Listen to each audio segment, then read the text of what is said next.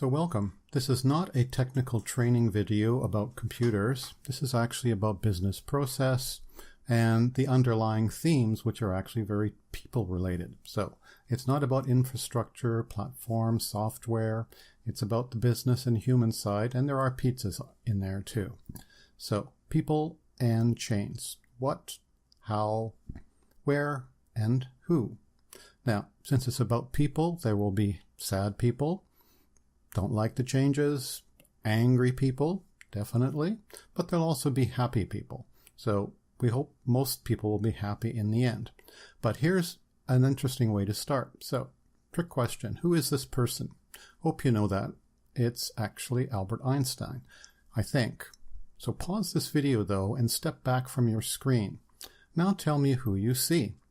Do you still see Albert or do you see someone else? In truth, this is actually a composite image that has two people in it, two complete images, Albert Einstein and Marilyn Monroe. I see both of them depending on how I look at it. So sometimes there's more than meets the eye. That's kind of the segue to my story. So my story was about a conference I attended on the cloud. Got very technical, actually more than I wanted it to be.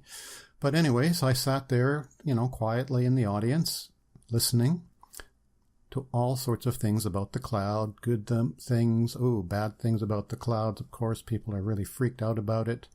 So this guy was presenting his paper about the cloud and infrastructure and software and development.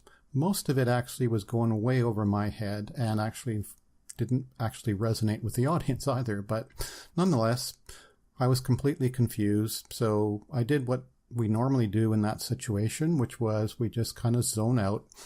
So I started thinking about some other stuff, got some stuff to read, and of course put on my glasses. This is actually the key point.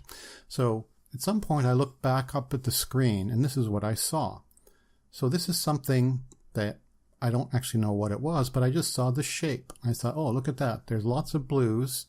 And over time, they get replaced by those gray ones. So I don't actually know what it is. IT people probably know this by heart, but it's actually applicable to more than just computers. Let me show you. So this is what it looked like in its original state, but what's the message there? So my epiphany moment was, it's not just about computers. We can also think about this as pizzas. So it actually works for pizzas as well as for systems. So you can make a pizza at home, you can take it away, you can have it delivered, or you can dine out. Lots of options. So think about that now. You've got this chart for systems, and it actually works for pizzas. The same logic, the same evolution, and the same idea. Make it yourself or have other people make it. But the common element for everything is it's about people. So take those common element, the one common element, which is people, either you or others, doesn't matter what, could be an organization or you personally. And here's a template now, which you can actually fill in with just about anything you want. And the same logic would apply. So you or your organization does everything. That's the traditional model. We're all familiar with that in many businesses.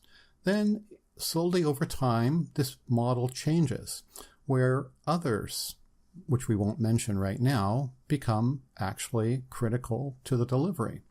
And over time, more and more, we put things to those others, which some people might say outsourcing. That's possible too, but it changes over time. So if you don't believe that it changes, take a look at this recent article or issue of The Economist. I think that's really appropriate. So whether it's computers or pizzas, really, it's exactly the same. And some people, of course, will be very depressed or unhappy with these changes in the workforce or their jobs. It does definitely change things. Other people, though, will actually be very excited and happy. I tend to focus on the latter because whether I like it or not, this tornado is coming, or actually it's here, but it's going to get worse or better. But it's inevitable, and change is good. That's my opinion, and I try as best I can to embrace it, because I remind myself that no matter how hard it is to start, it actually does turn out okay, even though it may be really, really hard to accept. But I also remember what Einstein said, that insanity is doing the same thing over and over again and expecting it to be different. So if we don't change, we want to get things better, then we're going to have to change. But change is really hard at first. It's very messy in the middle, but it is definitely gorgeous at the end.